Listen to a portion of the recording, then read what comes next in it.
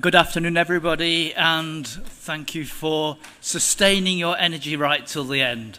We were beginning to flag, but the enthusiasm here is very palpable. Let me just take you back a long time.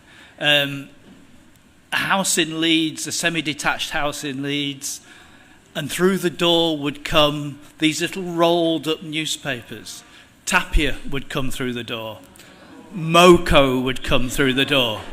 New Beginning would come through the door. Occasionally, East Dry River would come through the door, which was a bit irregular.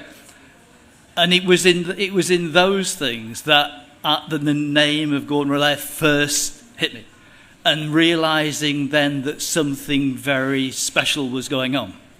You know, here were utterly scholarly essays, footnoted and everything, and they were appearing in papers with, you know, so there at this kind of time, there is probably the biggest audience for literary criticism that's probably ever existed in the region. So there were some tremendously important things going on there, and that was the start. So I share the kind of immense enthusiasm I felt when Nicholas was introducing the thing, of being, you know, of Gordon, of being somebody who I've admired hugely, ever, you know, from that first time. He tells, I've forgotten completely about it. He told me that I'd written to him in 1972. Oh my God! So this is the man. I mean, I've forgotten completely. I don't know what I asked him or anything like that, but he's.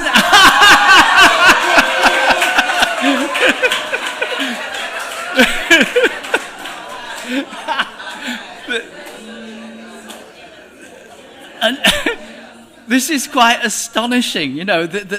I mean, you know, the kind of one of the themes I think we'll talk about a little bit is about kind of the kind of recurrent amnesia that I think quite a few of the sessions at Bocas have been exploring.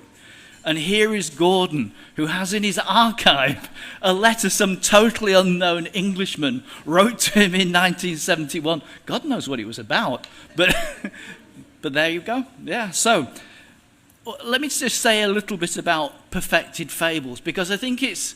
I mean, I don't think I need to sell the book, and I'm horribly afraid that the book is disappearing from the bookstands rapidly, and we promise that we'll hurry some more copies over as soon as the booksellers place some more orders.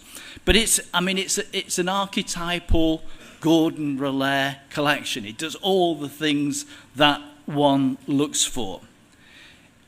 I think, I mean, one of the things that being here these last 4 or 5 days, so many of the kind of issues that people have wanted to discuss are discussed with great kind of insight in essays in the book. The very first thing on the very first morning, the discussion about, you know, where are things going wrong and so on, that education came into it. There's a brilliant essay in the book about education and calypso. It starts off by looking at how kind of how splendid and kind of imaginative Eric Williams' initial ideas about education were, and then how badly those ideas failed in actual practice. And the way Gordon does it is explore it through the way Calypsonians sung about all those kinds of issues around education and the kind of education people were getting. So it does those two things at once. We've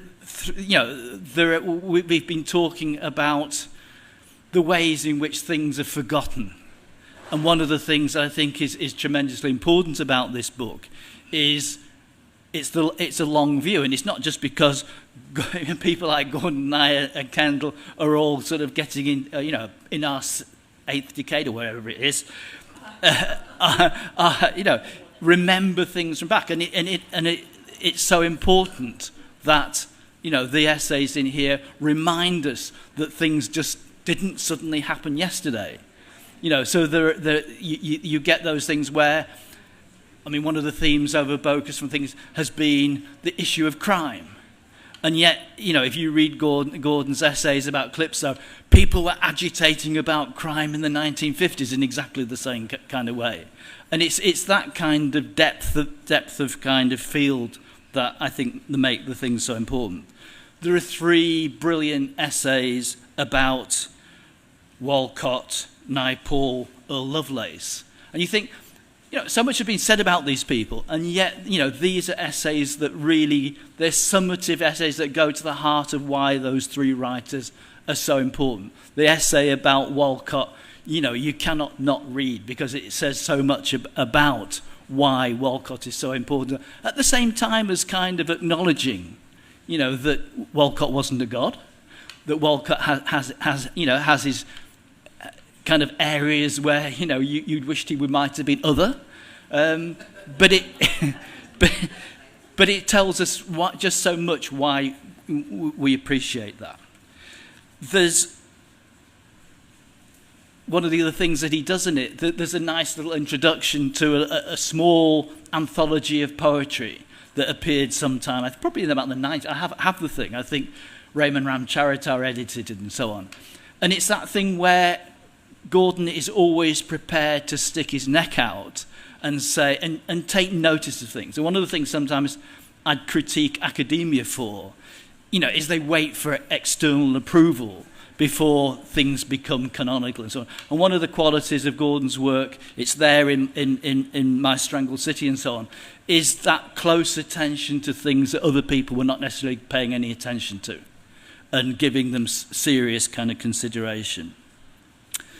There's, I think one of the things that there is, we're going to talk about this a little bit, but there is a kind of continuing radical vision that extends right through. It's an extremely, I think, realistic one. So that, for instance, Gordon is not fooled by things like globalization. What is globalization? It's imperialism with another name. And those are those kinds of qualities. One of the really nice things, and we're going to begin, I'm going to ask Gordon to read a little bit from that. You deduce Gordon from the writing. He very rarely appears in person in the writing. But there's a very nice essay that's called, Nice and Yeats kind of thing amongst school children, which I think was delivered to school children in Guyana at some point, some anniversary of independence, I think 50th anniversary? 50th anniversary of independence, where he reflects on his own schooling, primary schooling, licks, and and going to Queen's College and that kind of that good colonial education. So I'm going to ask Gordon to come up first of all and read a little bit from that, and then is that right? Yeah. And then we'll all join and start having a conversation. Okay?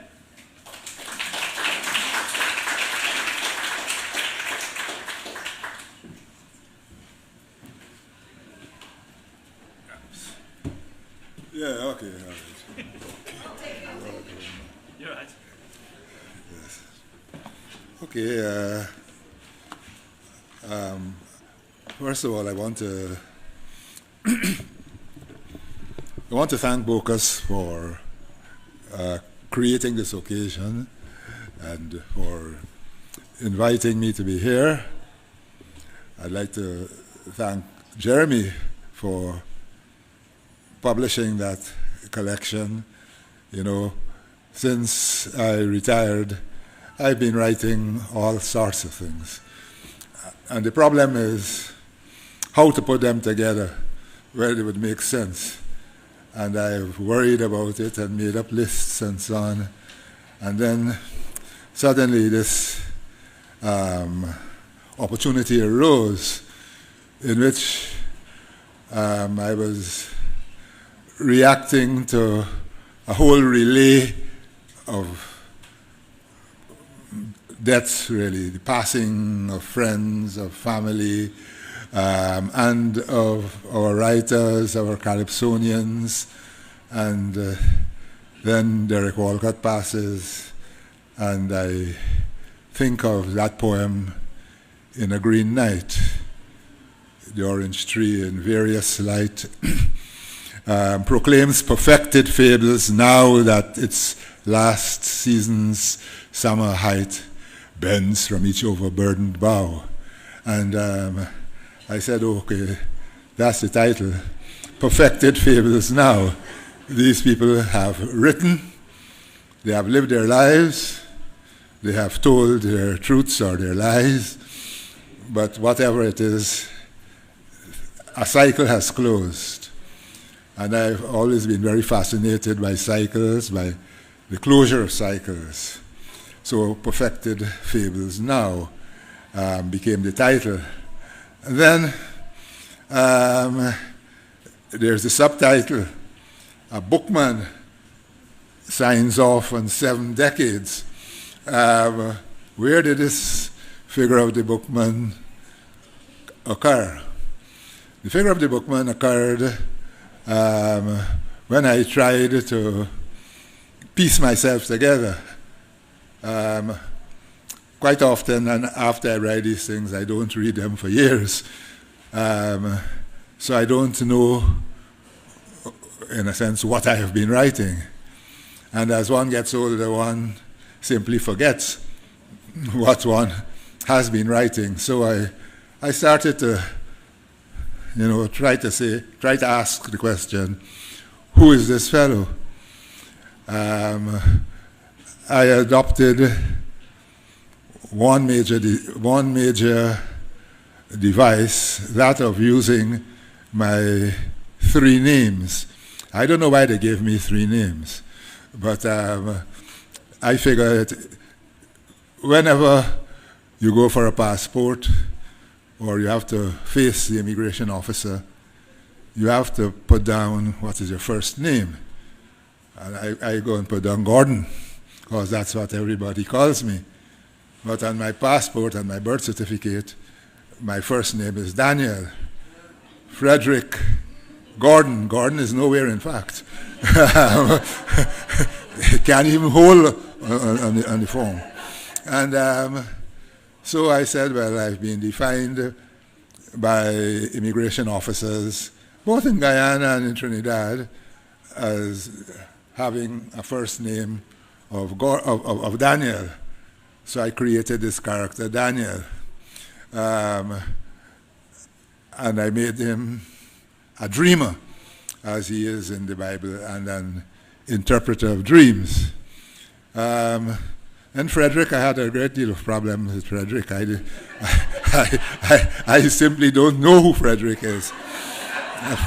Frederick is a silent kind of fella. He retreats. He's introspective, narcissistic, and very gloomy too. Very, very, very, very pessimistic.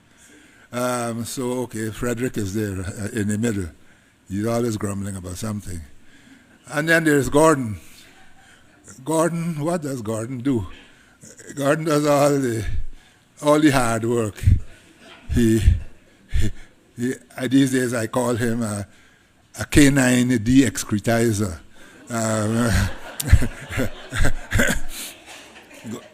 Gordon does all the hard work. And so I have these 3 figures.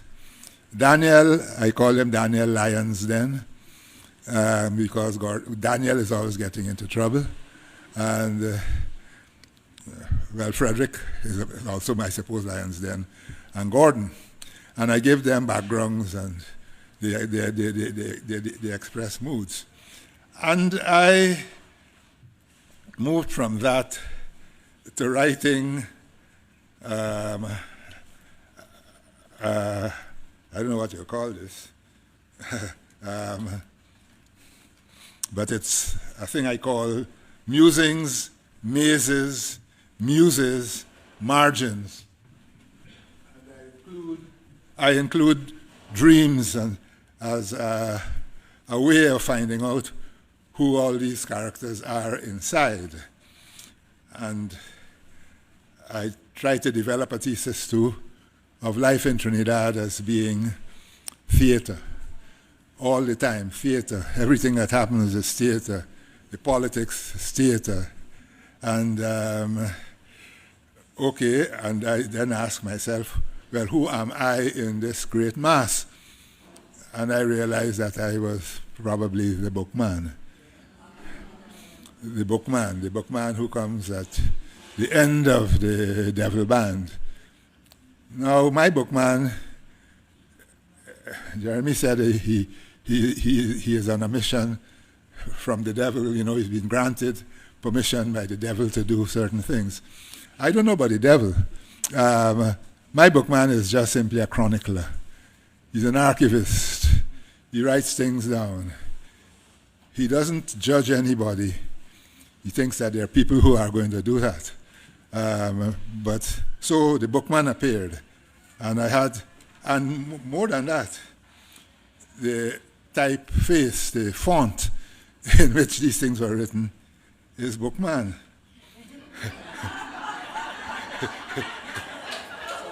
so that I know Jeremy is a wicked kind of fella. He seized on that, you know, and he made the book a bookman's book. And I want to read my definition of the bookman. I have chosen as one of my recurrent narrating voices and consciousnesses that carnival character who comes at the end of the devil band's parade of devils, imps, and dragons, the bookman. Traditionally, the bookman records the names of the dead, and some say provides a catalogue of their deeds for the final judges of these things. My bookman is simply a recorder of things, a voice defying amnesia. That's important because I forget things all the time. So the bookman is very necessary there. A voice defying amnesia that speaks from the border and the margin of everywhere. A permanent outsider, like the wanderer or seafarer of Anglo-Saxon epic, or like Derek Walcott's living dead Calypsonian spoiler. A ghost in brown gabardine who sits high, that is, intoxicated and elevated, on the hill of Laventille, overlooking city, countryside, and Gulf. My bookman is also an invisible spaceman hovering over Trinidad and Tobago in Patrick Manning's blimp. Half deaf, as I am, half blind, not quite that. My bookman nevertheless listens to the nation's secret whispering. He thinks he has data on their foreign accounts. And as he surveys the lie of the land, he hears the people's language and feels their anguish. Double and brother to King David Rudder's magnificent madman, laying on the wall and edge of everything, everywhere. I, that is how I refer to the three of us. The three-person bookman is even now taking down your name. See if you recognize yourself somewhere in the steadily fading margins of his chronicle. So that kind of explains the subtitle, A Bookman Signs Off on 7 Decades. The question is, have I signed off on the 7 decades, or do I have more things to say? Well, I have tried to put together a sort of documentary account on what I call our ethnic feud, which is calypso Pekong versus chutney soca. And it's very interesting, it's very fascinating, and maybe it's the kind of thing that would land me in jail or out of Trinidad and Tobago, I don't know. But so I haven't totally signed off. Now, okay, that's one thing. Now, you wanted to know something about my educational background, high school background. I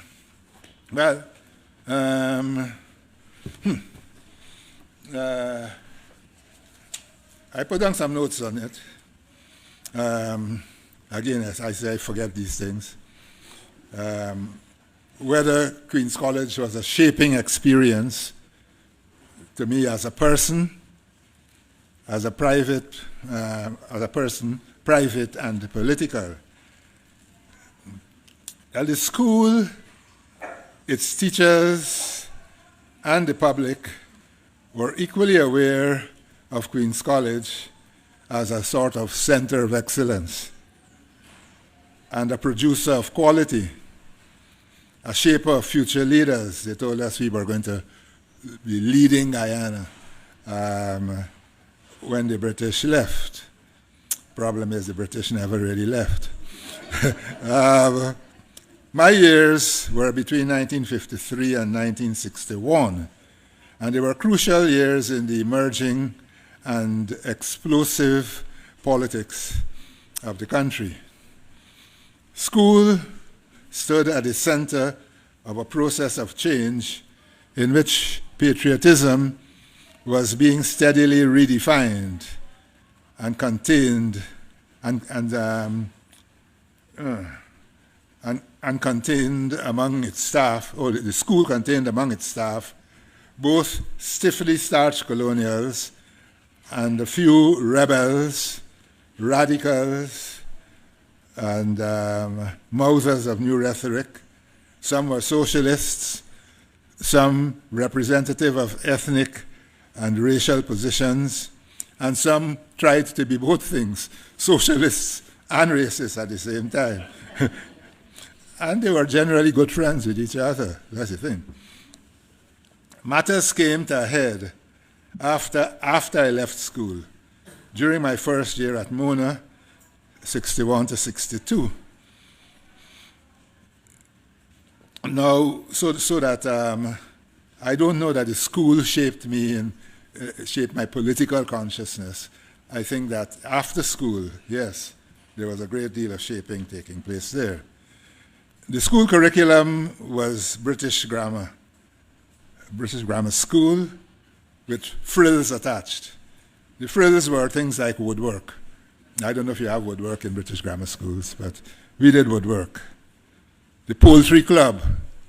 Well, I didn't need to do that because we had poultry at home, and I was, I was the person who was mainly responsible for taking care of the chickens.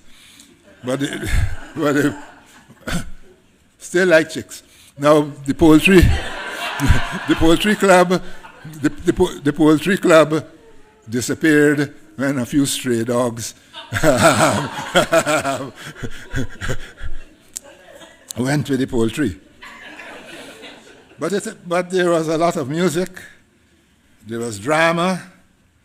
I sang as the sergeant, I think, of police in the Pirates of Penzance.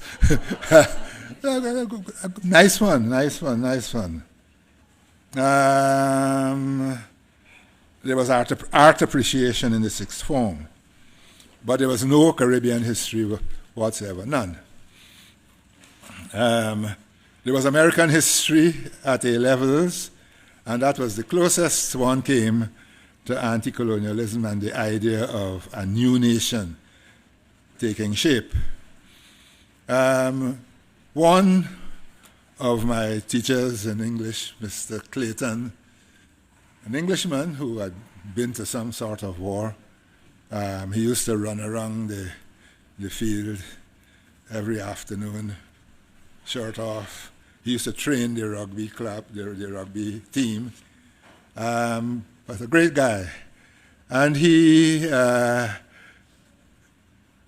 tried to prepare me for the UCWI Open Scholarship. Now, the UCWI Open Scholarship is a peculiar thing. It is not based on any written syllabus.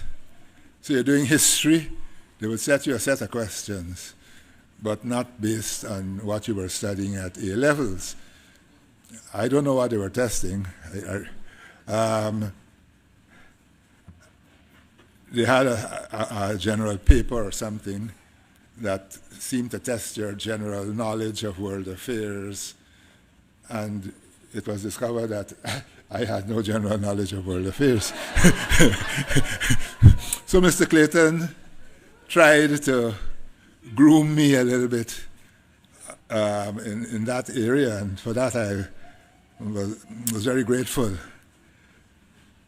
Then you had to be interviewed by a team from UWI. The team that interviewed me was headed by Professor Anamanthudu, medicine. He stayed at Mona for many years until they murdered his wife. All right. Professor Anamanthudu questioned me about the Haitian revolt.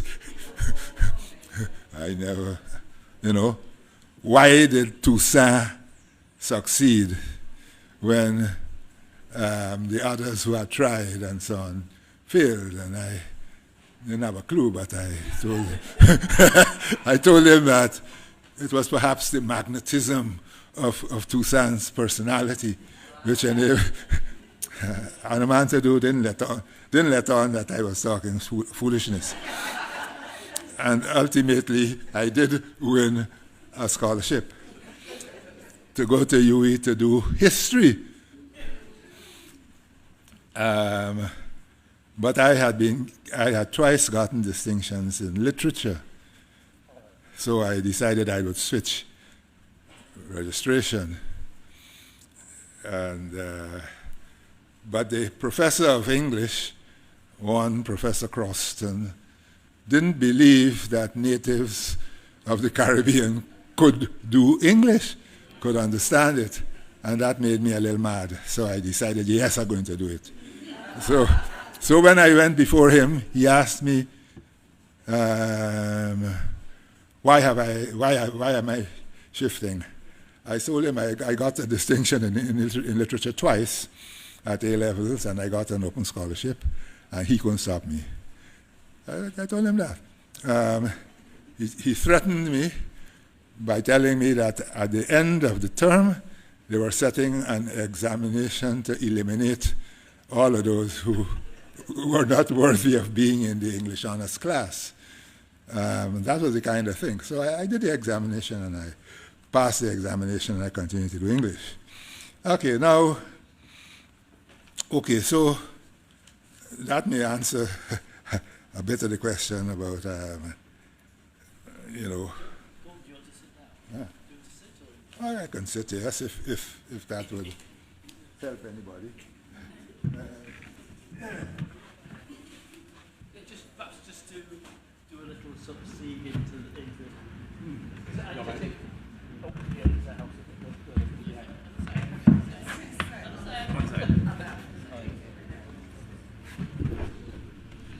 Yeah, I mean, one of the things that perhaps just to lead into what Gordon is going to say, so we just break it up with some questions as well as answers, was that, I mean, it's very clear that in the section when he writes about Queen's College, that here is that he's talking about a school which is based on hierarchy, excellence, and a very definitely Eurocentric notion of what high culture is. Gordon makes a point at various times in other things about that this is precisely the kind of education that most of the Caribbean's leaders went through. It was also the education that you went through. Yes, of course. So it's kind of like, so I mean, one of the perhaps connect to the next kind of area. In the essay about calypso and education, yes, you sort of focus on the fact that there's kind of been a sharp division between the idea of hierarchy in education and the kind of whole sort of examination system, scholarship system, and so on. Mm-hmm. And the fact that there has also been a kind of different the hierarchy of the street, yes, which is so kind of polar kind of opposites from that. And that so far, although, you know, Williams came up with the ideas about how you might actually develop a whole population, it didn't actually happen. No, because yeah. Because people would tell Williams or would say that the kind of education they wanted for the children was the same kind of education that produced Eric Williams, that made him you went through this education system and you became prime minister. Why do you want to deprive my child of that opportunity? So that there was a strong pushback from the population against the notion of, in a sense, democratizing education by creating junior, secondary, senior comprehensive schools that placed great emphasis on vocational training and that sort of thing. So first of all, the population, I think, pushed back. Then there was the question of state-controlled schools as against church schools. And that led to a compromise in what is known as the Concordat, which many people, again, were very suspicious of. They thought that this was to retain the old order. So Williams didn't succeed in that sense. But if you look at Trinidad today, there is a wide range of educational opportunity, and that was all there in education in the British West Indies, which was regarded as a blueprint for the entire West Indies who wanted to change their education. So I don't know that he failed, but where he may have failed is that you take a young fellow and you send him to one of the trade schools, the training schools, and he really doesn't want to go. And, you know, you might even have to pay for him. You might, he takes the money and he buys roti. No, this is serious. We've done this. And it's not that the opportunity does not exist, but he doesn't want to accept that opportunity. The other thing is what I call the curriculum of the street. And this comes out very powerfully in all sorts of calypsos. The curriculum of the school takes you in a particular direction, but the curriculum of the street takes you in quite a different direction. It has its own, what I call its certificate of bruises. It's about confrontation. It's about playing out this violence which is in us, I'm afraid, and has always been in us. And the more frustrated we get, and the hungrier we get, the more violent we become. But we don't attack any system. We attack each other. And I don't know how one changes that. But Sparrow's so-called Barjon calypsos and the class distinctions, you know, the fire and brimstone up in Laventille. We are living on the hill. Some people come and move in by me. I was so happy on the hillside, I never had trouble. Till they build housing project and bring Shantytown people. Now you might think that Laventille and Shantytown is the same. But the fellow in Laventille is complaining about a drop in standards since people come from the swamp, literally, and they've come up the hill. And they cause all kinds of mayhem on the hill. You know, that's the culture of the street. And Sparrow's calypsos are all about that. The thing that one can read from Perfected Fables Now is the section on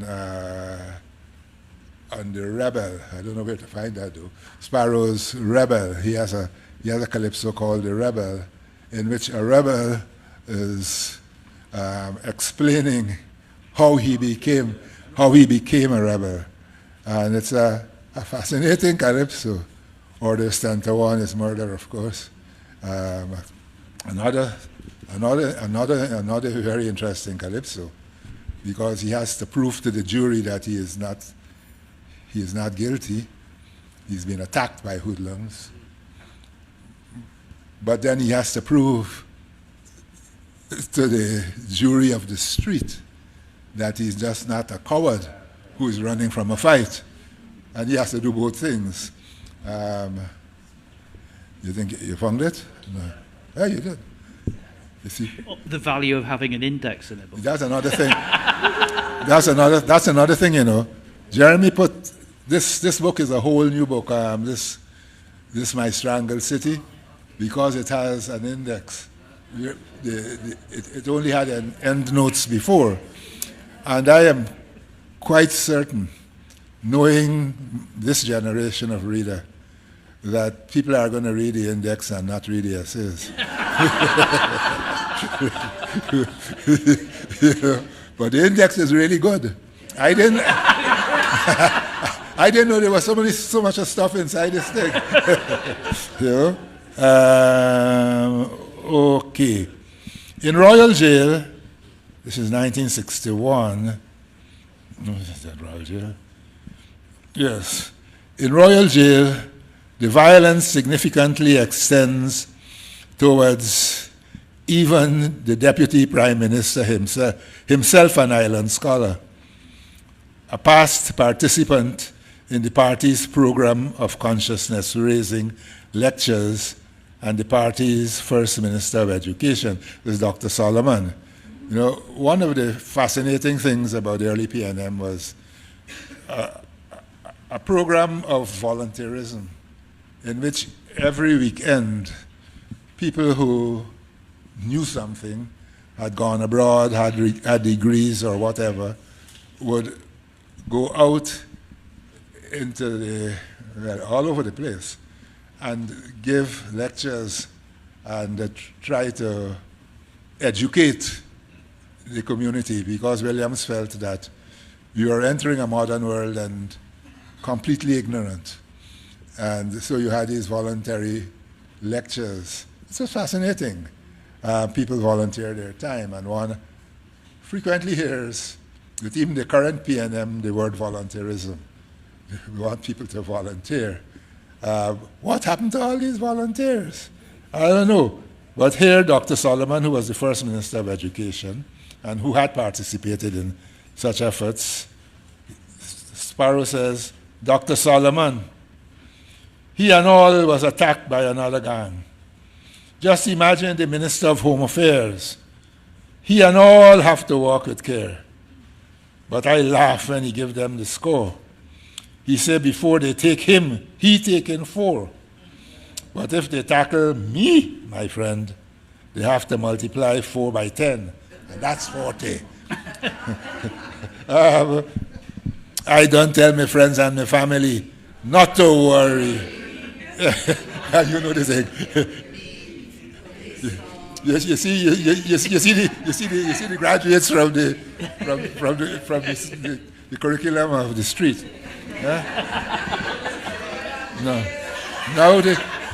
Now here you have an interesting thing. The minister is threatened, and he reacts like a gunslinger who has been called out, you know. He adopts the falsely heroic, violent rhetoric and register of the street. Now this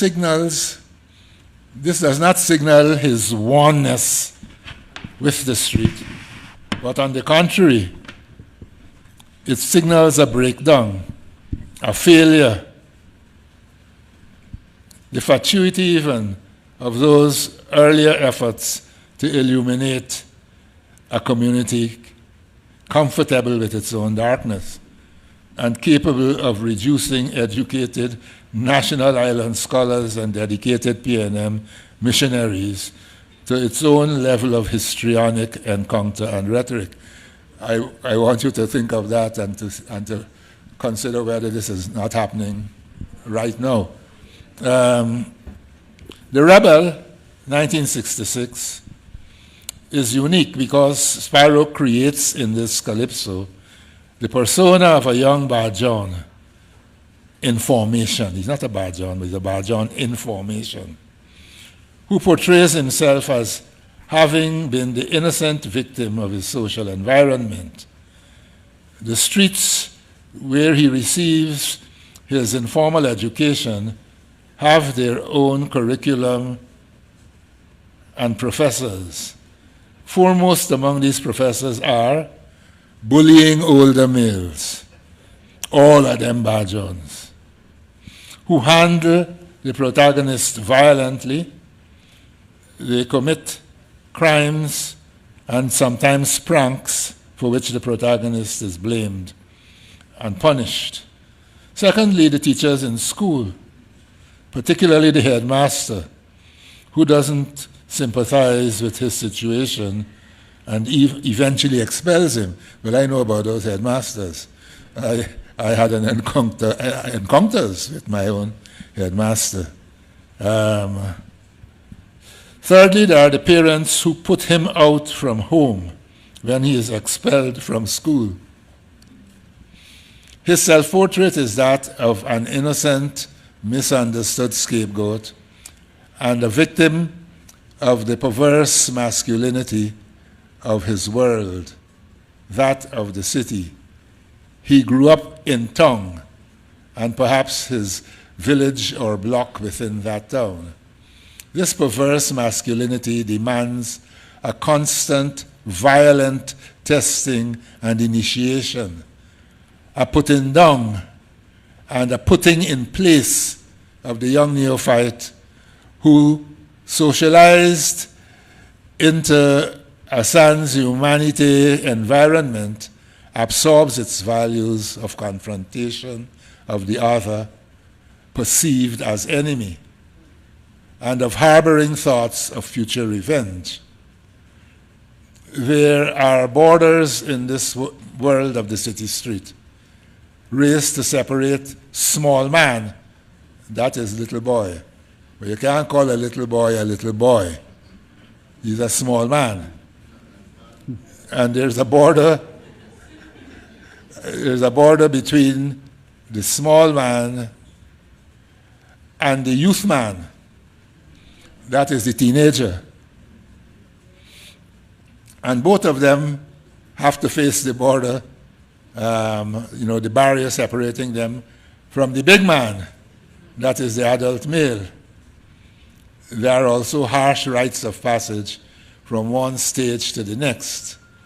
The Rebel describes the street education and testing of one of these young males as he progresses from small man to youth man, about to graduate into the full or empty manhood. The status of Barjon and Rebel grown strong enough to challenge his former persecutors. Grown up, the protagonist now welcomes the aging Barjons of his youth, who it seems have grown weak and vulnerable. Now that they need compassion, he will not be the one to provide it. This is his time to play. Not Barjon, he never admits to having grown into and become the mask he most deeply hates, but Rebel. So that's my sort of analysis of that calypso. And if you ask why we cannot solve our problems of education, it's not just because the system of education doesn't provide opportunities for a variety of types of education, but because there are barriers there kind of ingrown, implanted, and I don't know exactly how you remove them. Yeah. Okay, so Gordon, first of all, I want to make an observation, and then lead from that observation into a kind of a loaded question. Your observation go kind of like ramble a little bit, because I was listening to like when you were quoting some of the lines from the Calypso the Rebel, and I'm listening to the women in there, the people in the audience saying some of the lines, and I could say some of those lines too. All right, so first the observation begins with the observation that someone like Sparrow was a public intellectual. Understand? And there's one thing you pointed out about Calypso, that it is an intellectualism, a public intellectualism, which is very much the tradition that you are in. You know what I'm saying? I don't know. No. Well, yeah, no, seriously, because okay. I'm an Afro-Saxon. Yeah. No, because you see, okay. Yeah. So like you've always been situated within academia. Yeah. And yet anybody who's interested enough can read what you wrote and connect it with what is going on around them. So so I mean that's that's given. Now there's been, I mean, as you know, for decades now, a trend within academia where, honestly, people, I'm a writer, I'm into literature, I can't read the blasted things. That is me. And it's not I'm not interested. I'm interested. So I'm kind of curious about how you see, when names come to mind like Barthes and Foucault and Derrida and so on. Yeah. I'm kind of curious to see how you take in this phenomenon of that kind of criticism, that kind of observation, entering academia. How come you never got tied in it? What are your views on it? What you see what I'm saying? What you see as necessary to ground the work of academia, particularly in literature, back in our normal concerns. I was just too stupid to understand those things. No, I mean, I tried a little bit with it, but I couldn't make it. And I saw a whole generation arise who seemed to be able to handle that. And I say, well, that's all right.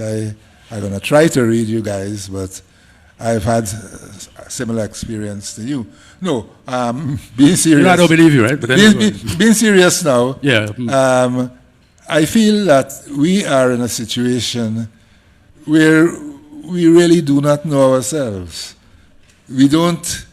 When I worked on Calypso and Society in the what do you call the thing? In the archives.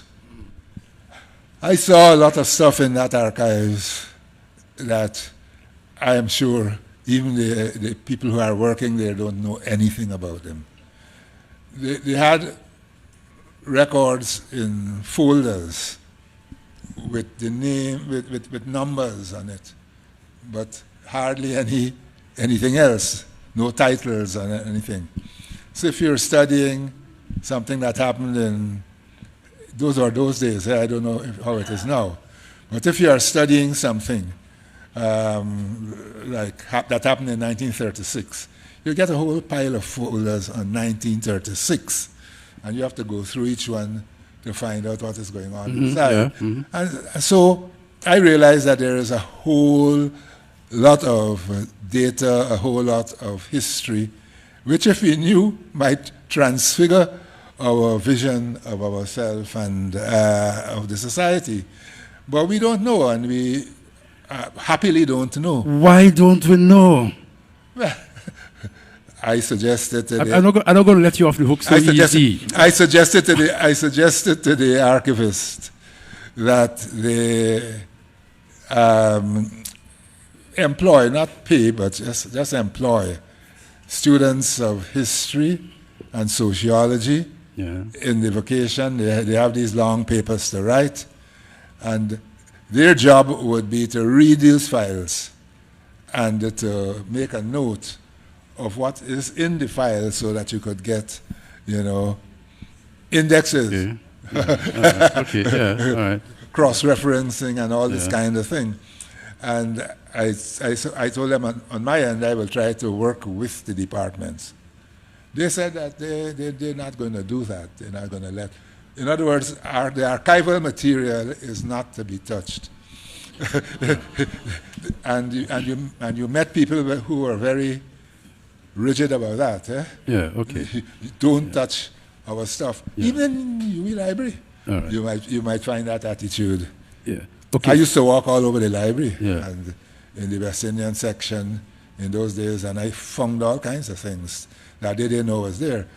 But nowadays you can't do that. You have to tell them what you want to see. Okay. But this is precisely the problem. You don't know what you want to see. All right. So yeah. So I'm hearing that, and I'm seeing that as a specific problem. But I want to zero in on something else. Okay. So I mean, so at St. Augustine, Mona, Caville, a number of places like this. There's new kind of criticism coming in. I threw out a few names: Derrida, Foucault, etc., etc. You're there, Mark Academia, and I'm wondering. So you're seeing this coming in. You're seeing this kind of this other kind of way, death of the author and those things. You're seeing those kinds of ways of looking at literature, the relationship of literature to society. You're seeing those things coming in. I'm trying to understand, what was your response to it? Was this something that you questioned, how relevant this was? You see what I'm saying? That you try to see, no, there's another way to do this. There are other kinds of courses that need to bring in. I'm trying to see what was your experience of being in that milieu when those other ways of trying to make us look at ourselves are coming in. How you dealt with it? I was never in that milieu. That's why I am a bookman. Okay. A bookman is outside of that kind of thing. He has his own vision. Okay. He does his own thing. Okay. And he applies just common sense to the stuff that he digs up, that he finds. And hopefully, out of all of that, something that can be termed theory, that is relevant to us, will emerge. I found that people look for a theoretical model that often had nothing to do with us. Yeah. Okay, they apply the model to the work and discover that the model does not fit the work. What do they then do? They chop the work. Chop off this bit. You're not fitting my theory. They chop the work and they produce something that fits the theory, but is not at all true to the work. But some of those persons who are doing that, who are persons who came under your tutelage, who had your example, and they became academics. How come they didn't? You also said, how come they didn't do what you did? Well, I don't know. They must have recognized how stupid I was. I decided that, look, we ain't gonna worry with this. No, it's a question of not trusting ourselves. It's not trusting our own vision, and of wanting to seek validation from outside. That's a very colonial thing, by the way. But I would add to that this is not a solely Caribbean issue. It's an issue in British universities where constantly you find postgraduate students who can't actually read properly, who gob up chunks of undigested critical theory, but then show no sensitivity at all in reading things. So it isn't just a Caribbean thing. I think I guess that there's a kind of anxiety that, unless you can prove you can do this thing, you're no good, which is rubbish. Let me just come on to, briefly kind of allude to My Strangled City. My Strangled City has a lot of focus around 1970. Yeah. There's one of the things I love about that book is that the biggest, most, sort of really important essay, because I think if you want to understand 1970, that essay and looking at how writers responded to that period is so critically important. the sad thing is that the anthology that it was meant to introduce never actually appeared. But, you know, the essay is there and the poems are there. One of the things, when I read that, and I was just reading something else, and Kamau, you know, you also worked hugely on Kamau Brathwaite. Mm-hmm. And I was just reading something else of Kamau Brathwaite's Leopard. Yeah. You know, that one. So I will read it very badly. His terror cage still paces, turns again and paces, time ticks still. Which one of you, with doubting, peering faces, will return to where this future paces and dare to let it out? Yeah. Do you want to respond to that? Yes, yes, it's a very dreadful kind of thing. It's an image of a leopard in a zoo. And this leopard seems to represent a kind of almost defeated ancestral consciousness, defeated manhood, defeated warriorhood, defeated rage almost. But the leopard is not fully domesticated. He keeps pacing, he keeps trying to see how he could get out of the cage. He probably never will.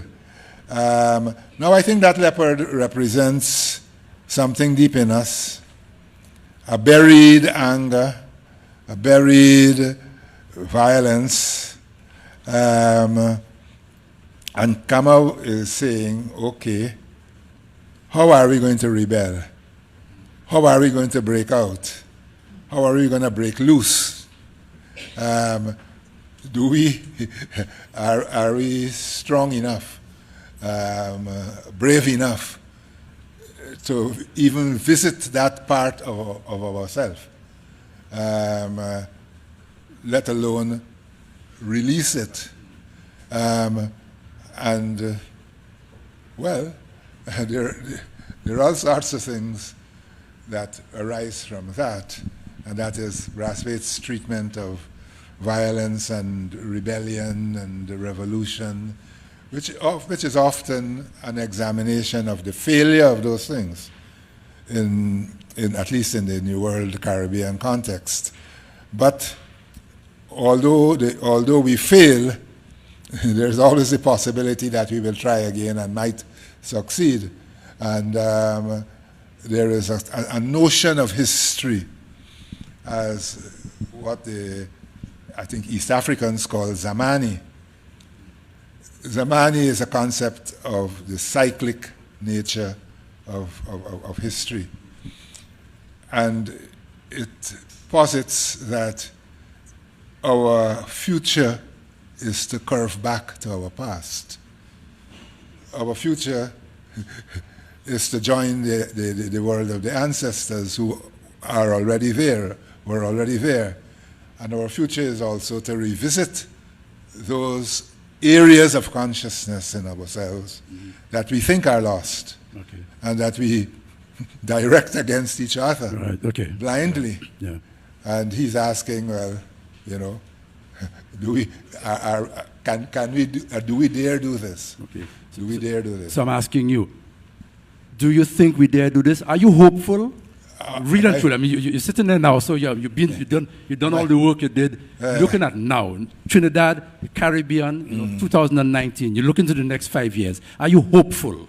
Hopeful. I am not strong on hope or faith. I am sometimes a little charitable, but, but faith and hope, I'm not too strong on those things. Listening to Fela Kuti looking at Nigeria and so and his pronouncement on his own generation and his own people is that the scatter. Yeah. We so scatter, not just fragmented, but the fragments are dispersed all over the place. And the question is, how do you bring these fragments together to create some kind of whole, which again is a question that Brathwaite keeps asking. Yeah, okay. The relationship between our fragmentation and our potential wholeness. Am I hopeful? Yeah. Are you seeing any signs that make you think, all right, there's a possibility in this going on there. There's a possibility in that. You're not saying it will happen, but you're seeing possibilities that make you think it could happen.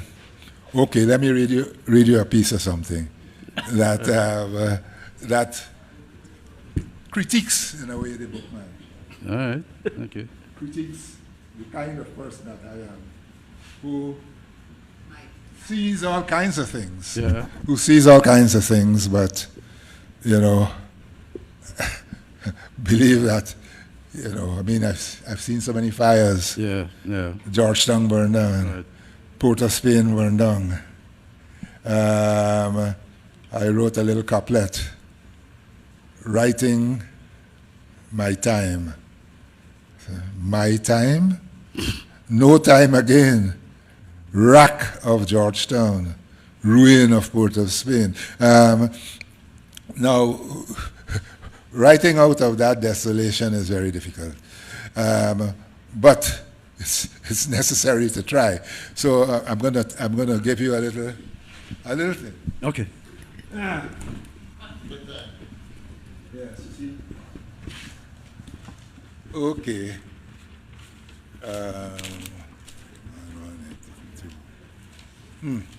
Yes. Yeah, this is from the Dream Diary, and this is a dream that occurred long after I left UWI. It's called There Must Be Angels, and it's in two sections. The first one is called Full Frontal, and the second one is called Angel. Full Frontal. I park my car in the vicinity of a car park, close to the faculty of farts, and walk towards my old department to check for mail. I am naked. I mean no clothes at all. I mean nude man, berast, uncovered, Adamic. I near a stairway. A woman sees me and looks away, maybe in alarm, more likely in amusement. I enter the departmental office, checking for mail with my right hand, covering my privates with my left, and wishing to find a few fig leaves to cover my donkey. I am not certain if anyone else is in the office. This is a dream, eh? Maybe the censor played Good Angel and deleted the grinning audience. I hope so. Wouldn't like this sort of posterior image to get into Facebook or YouTube and become accessible to posterity. I'm in room 328, my old office. I don't know how I got in or where I had the keys stored on my naked body. Don't ask, don't tell. But I am in the old office where I find the clothes in the bottom drawer of a desk. They are rather crumpled, but they are clothes. I prepare to put them on and face the world, full frontal. Now, Angel. Leaving room 328, I turn south towards the seminar room where registration for the new semester is taking place. When I spot Fenwick Bailey's broad, flashing smile. A schoolboy who may be Fenwick's son or grandson walks past the registration room which Fenwick has entered to, it seems, register for one of the faculty's new Life for Geriatrics postgraduate courses. I follow his son, grandson, difficult to say with many of these old men, who turns the corner, thrusts his legs, and slips through a space in the concrete border of the corridor. He falls 2 stories down, head first into a pool of muddy water. There is a backpack on his back, and he sinks into the pool. I try to shout, scream, call out, but no sound comes from my mouth. I see a female student jump into the pool to pull him out, and I return to the seminar room to tell his father, grandfather, what has happened. but can't find Fenwick anywhere. I wonder what all this signifies. So many sons slipping and falling headlong to drown in murky water or dash their brains out on indifferent concrete. So many handsome, disappearing fathers, so many helpless, voiceless, useless bookmen, watching from remote balconies, wearing their ancient, obsolete rags, paralyzed in these end times. But there are angels. The female student who jumped into the pool to pull the boy out was one of these. Now consider this reenactment of that dream in real life. Towards the end of August and the beginning of September 2012, barely a fortnight after the Yui dream, a 5-year-old boy slipped through the rails of the stairs of the Dos Santos stand at Queen's Park Oval cricket ground and fell 50 feet to the concrete beneath, sustaining only a cut chin. He had broken away from the supervision of his father. There must be angels occasionally in charge. Sometimes, as in Dream Yui, we see them. Sometimes, as at Queen's Park, we don't. But there must be angels. Now,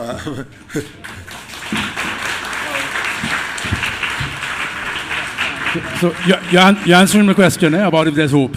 okay, I say you're answering my question about whether you see hope. yes. Yeah. Yes. Just one thing. Yeah. What I'm saying is that in this society, there are all sorts of angels. There are all kinds of people. Some of them are in non-government organizations, charitable groups. You know, they work with young people, and they are not often recognized as much as they should be. And I think that they are a source of a wellspring of hope. I ain't one of them, but That's all right. they exist. they exist. And I would argue for their recognition, and I'm a little sorry that I've never really researched them, but there are a lot of young people with theory at their disposal who I hope can do that kind of work. Yes. Okay. I'm getting signals from the front that our time is up. I'm sure you could have sat here for another couple of hours at least, listening to Gordon. But there are other things planned, and I think now is the time to finish the evening. Nicholas, you want to say something? I'm just going to say that maybe it's a good time to draw this conversation to a close, but have a different kind of conversation, because given the kind of work and the range of work that that Gordon Rohlehr has done over his life, it may be interesting to continue this conversation in poetry and in song. So I think what we're going to do now is, first I'm going to ask you just to applaud this conversation that we've been listening to.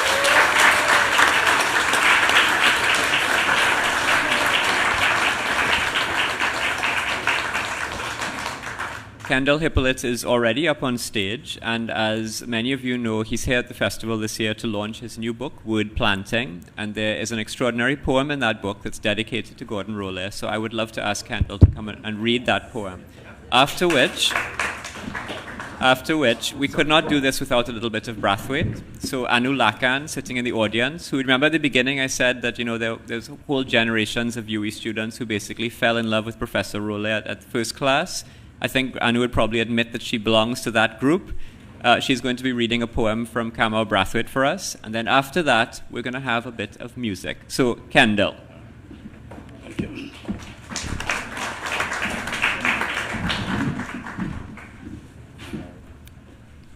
Sometime toward the end of last year, I found myself beginning to read My Strangled City all over again. I just felt like I kind of needed to get my bearings in all what was going on around me. And that was what I found myself turning to, to situate myself within Caribbean poetry. But before that, couple of years before, and I'd written this poem. I don't know that I consciously knew what the inspiration for it was, but after I'd written it, I can't remember what the process of thought was that told me, but this is Gordon's poem. this poem would not have been written without Gordon. So the poem is called Avocado. It's a bit of a long-ass poem, so I'll try to move it through here. Yeah, all right. Avocado. It's for Gordon Rohlehr. I woke one morning and the Caribbean was gone. She'd definitely been there the night before. I'd heard her singing in crickets and grasshoppers to the tambourine of the oncoming rain. A childhood song.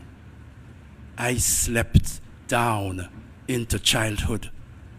I woke, blinking in a null glare, without sunbeams, with no winkling motes, all things bright and 20/20 visible in neon, but unilluminated. And though the finches, doves, banana quits, tremblers, grackles, mockingbirds sang to each other still, their music ended when the singing ended. Not like the day before, when what they sang were motifs in an overture, a maypole reeling and unreeling of ourselves and other cells of nature, swirling in a future-original circle of civilization, entitling itself Caribbean. I thought, she can't be gone. If she is gone, what is this place? If she is gone, who am I? If she is gone, who braids the fraying fibers of memory into a cord, traces the beach footprints of our children back to the first tracks of the Siboney? Who plats the scattered flowers of islands and the sprigs of continent into a votive wreath? Cast in appeasement on the ocean, restless with the unrestituted dead, to see us into the altering calm of Sunday mornings, trees in surpluses of light, and the allaying litany of the waves asking and the sands assenting. I thought, she isn't gone, just hidden. I'll go find her. And so I went looking. I went first to the beach, of course, remembering how she loved fluidities, the wavering margins of the sand and water, the way that wind could soothe the stinging of the sun's rays. The original elements, she said, dwelling within themselves while intermingling. But at the beach, the barricades of deck chairs, the ramparts of pastel walls blocked any wandering. A non-pastel guard, though, told me he had glimpsed her, walking off between clipped hedges that closed after her into a maze. Tatters of madras hanging where there used to be hibiscus.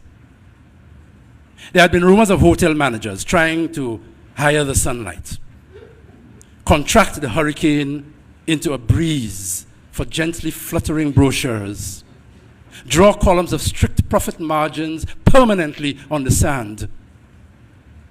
And the Caribbean, sensing the intimation of quick crab-like hands, crawling to get underneath the white broderie anglaise of her skirt, withdrew herself the way the sea, clenching herself into a tidal wave, withdraws. I left the beach, wandering my way back toward a town still struggling toward a city, looking for her as I used to in an unexpectedness of roadside flowers. A sudden glorying of croton plashing against a low grey house, a slump of cane leaning into the road, just so, beside a shack. And it was strange, their way now of receding from me while remaining into the town, following the fade-out track of a child's footsteps into memory, or perhaps trailing the underscent of hot molasses, a history's black sweat.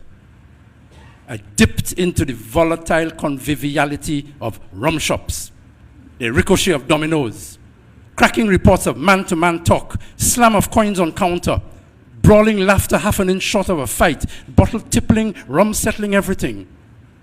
The rituals exactly as they were when I was small and 9, and she walked the whole neighborhood.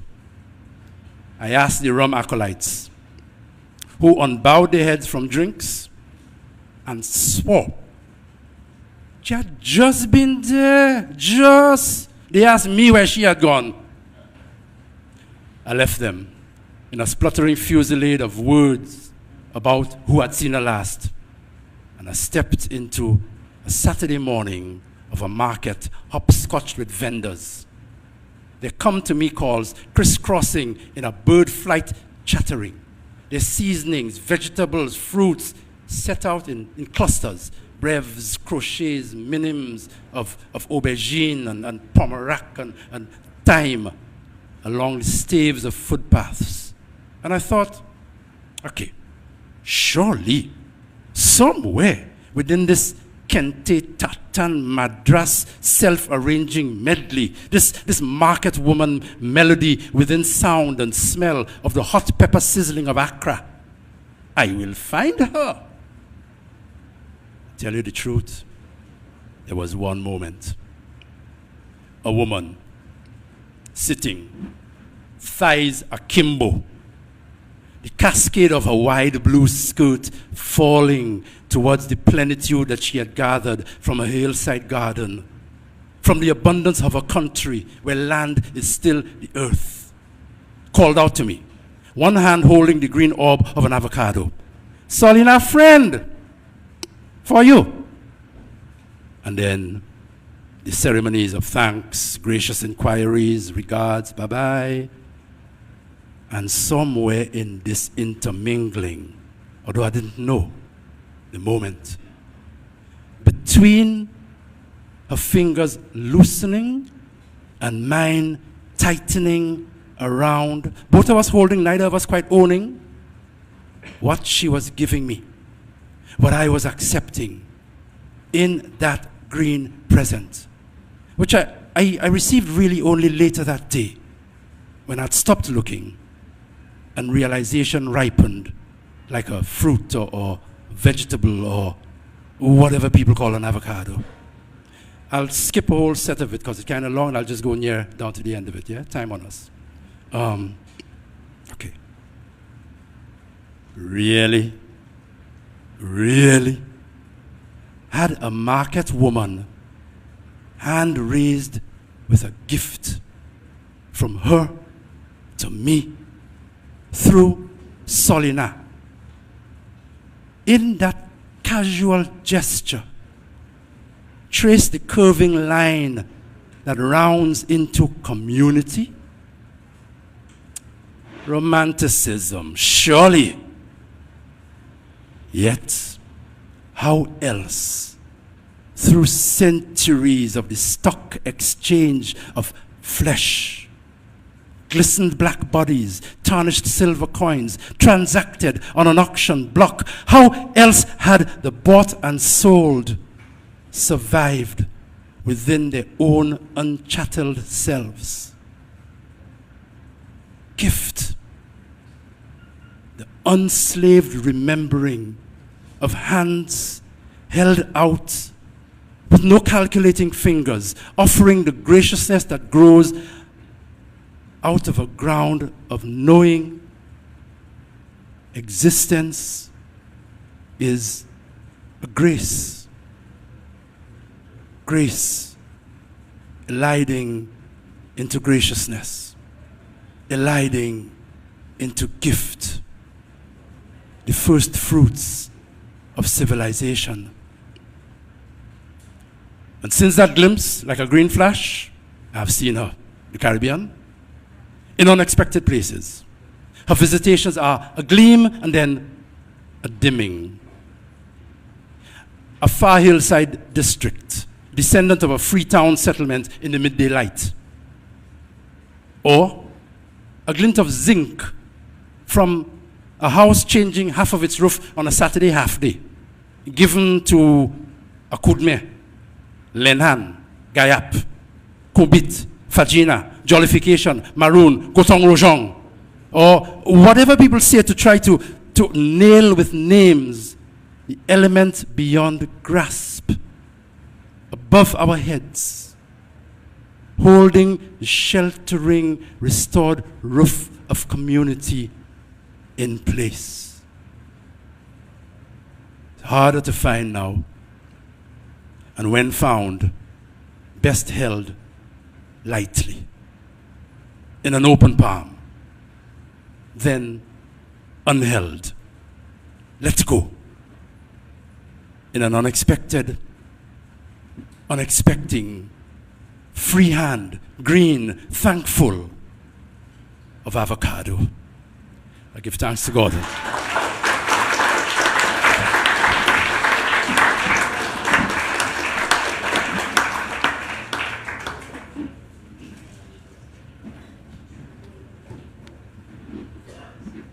The literal manifestation of setting the bar too high.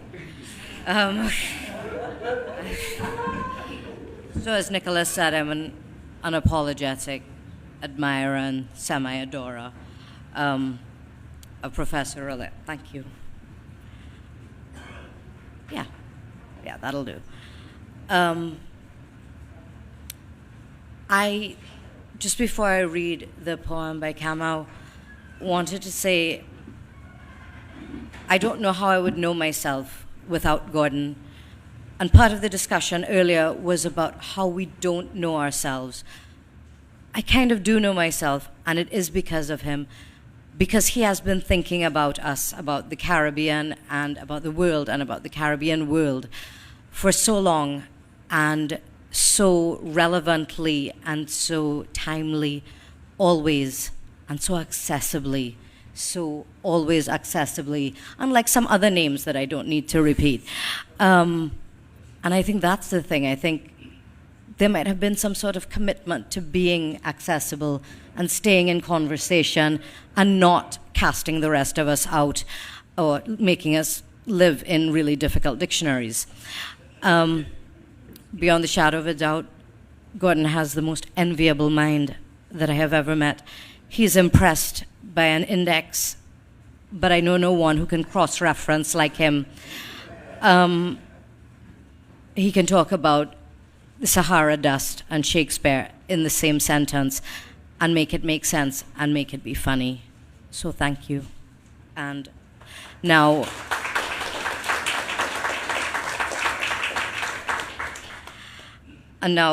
not trying to dishonor Camus in any way, I'm going to do my best.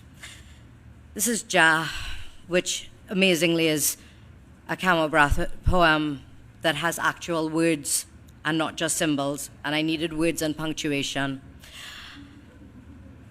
Nairobi's male elephants uncurl their trumpets to heaven. Toot Toot takes it up in Havana.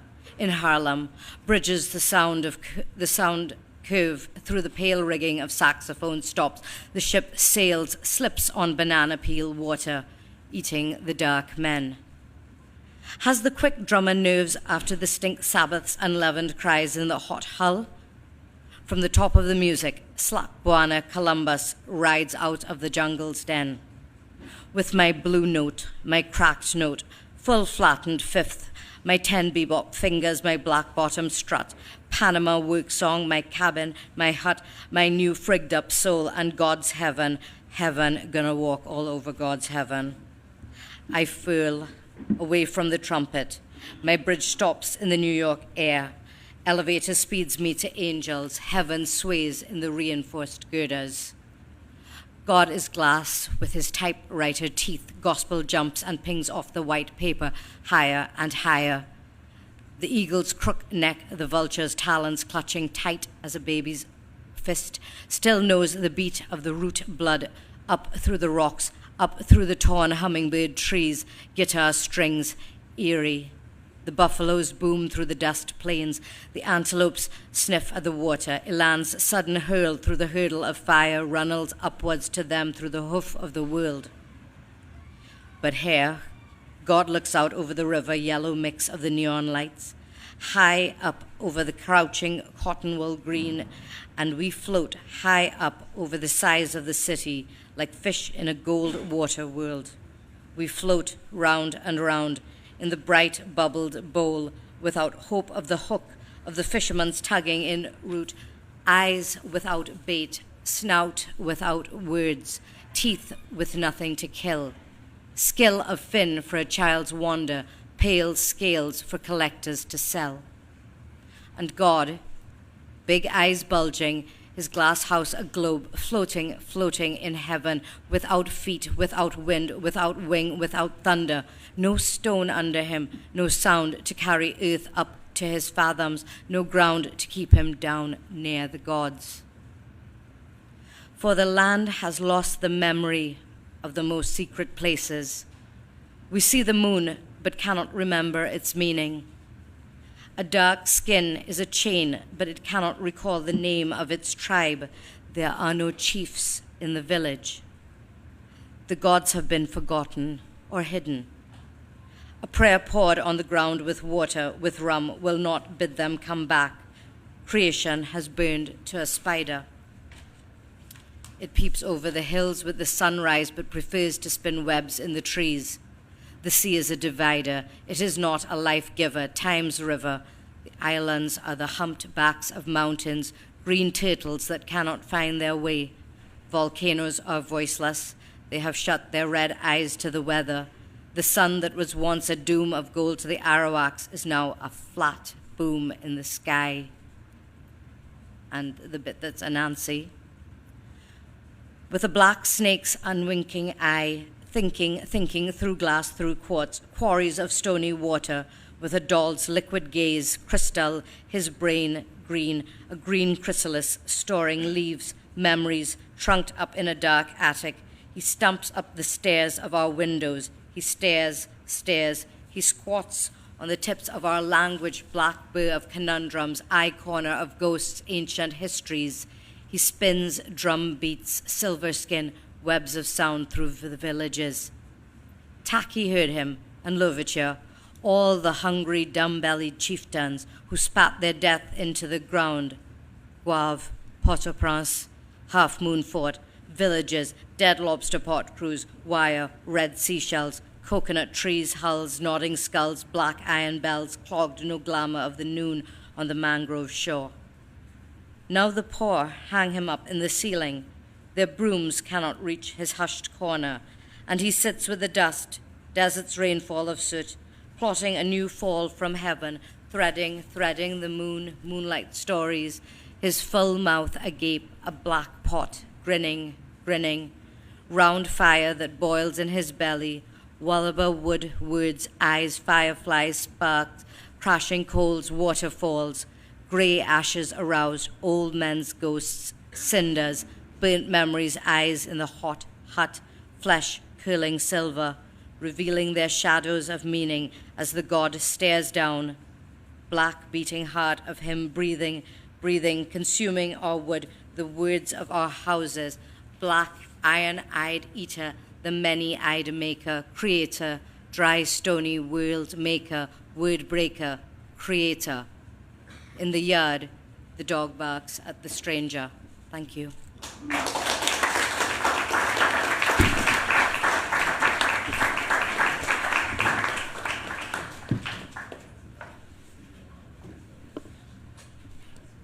I'm just a little bit taller than Anu. So we've had some poetry, and there's no way we can properly launch this book, and there's no way we can end the evening without some calypso. So I don't know if you gentlemen are comfortable on stage or would like to get comfortable in the audience, but we're about to welcome Mr. David Barrow, who is going to serenade all of us, and in particular the author of the book. Let's give him a round of applause to welcome him.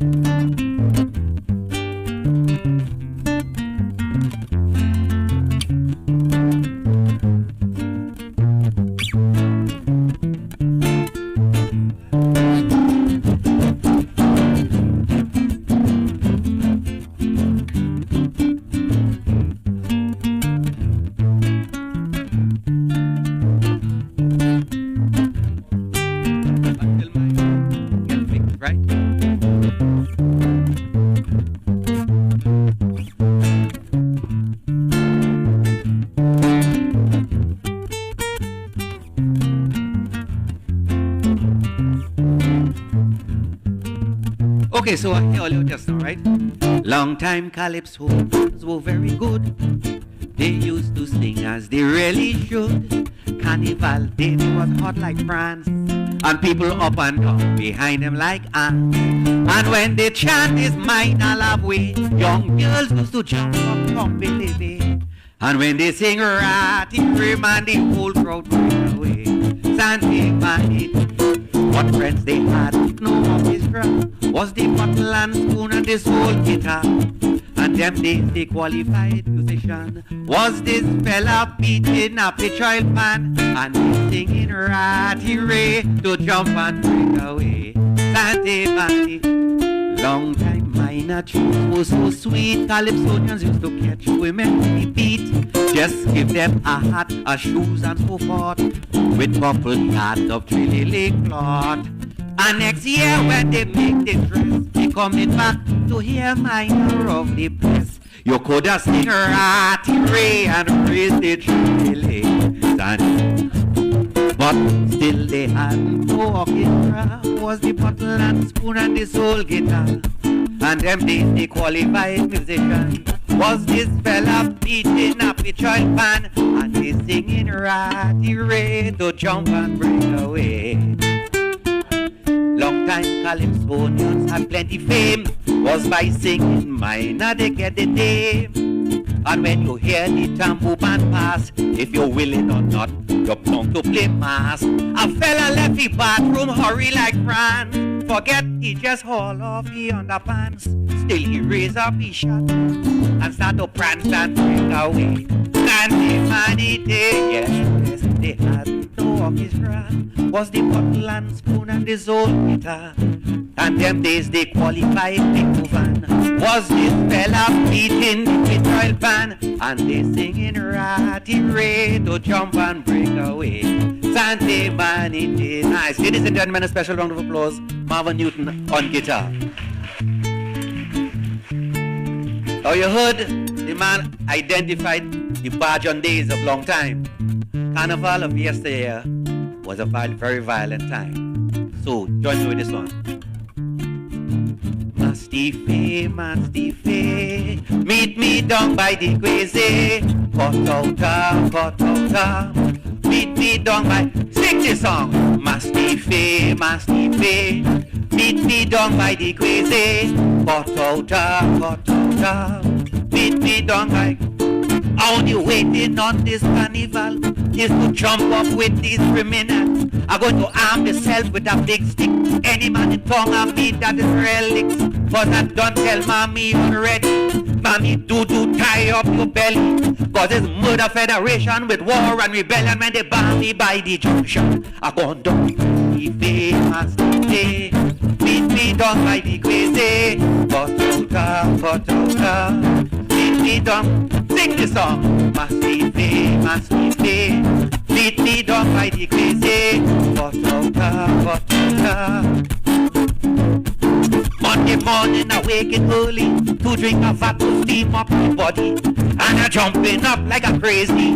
I alone going to collapse the city with a razor tie on to me tree. I like a Bajan in the 18th century. I don't a stick in my waist. A chipping in space is to spit in them Bajan trees. Look at what dog.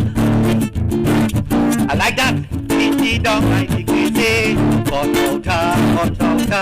Meet me one more time. Mastife. I hear him. Deceased brother-in-law, God rest his soul, Dennis Band, and I hear him singing this with me.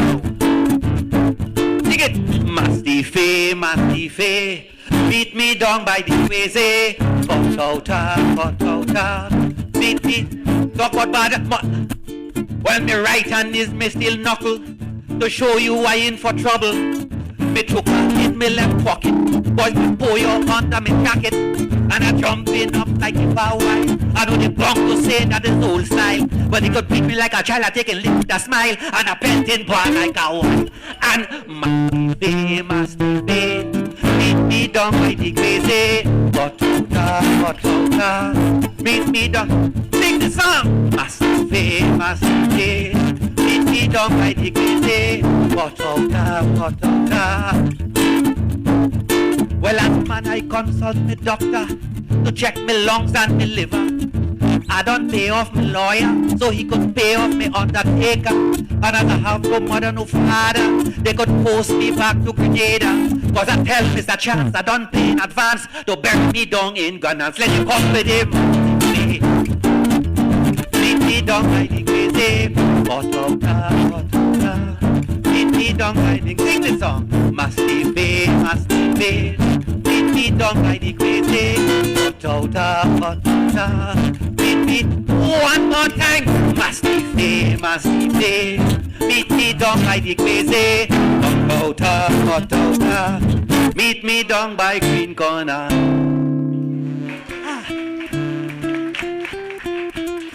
Sire, everything in order? One of the things we like to do whenever we share some vintage Kaiser with audiences, of course, invite the audience to sing along. Oh, this song really nice. Marva, you may find this song nice. Wonderful, wonderful. And it is often said that the history of Trinidad and Tobago can be mapped in the calypsos through the years. And this is a song that really perhaps can attest to that, because in 1966, they catch a priest playing mass. Yeah, you remember that? They catch a priest playing mass. It was an Anglican priest called Father Clifford Hendy. And in 1967, Dillery Scott, Mighty Cypher, did this song, and he win the Calypso King title in 67. I know you all know this one. I know you could join. Last Carnival, you're talking about Bacchanal. Last Carnival, you're talking about Bacchanal. Some people from Dabani, all of them the same family. Mildred throw rum inside a glass and hand his sister while playing man shouting, if the priest could play, who is we? And I from Dabani, if the priest could play, who is we? I don't care who see. If the priest could play, who is we? You're talking about Bacchanal. If the priest could play, who is we?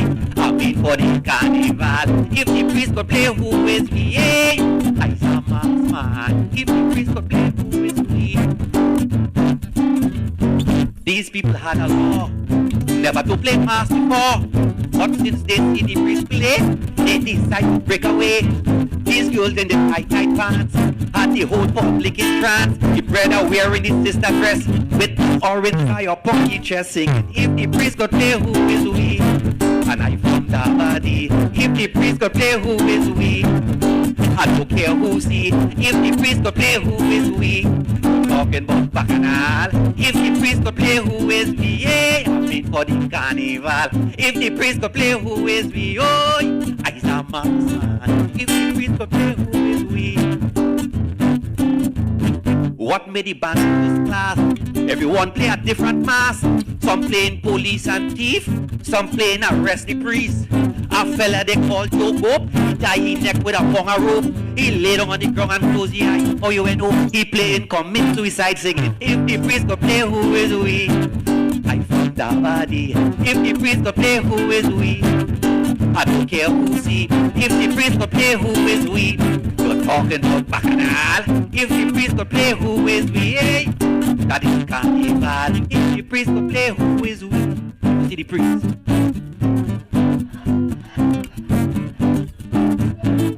You think they used to whine so long time?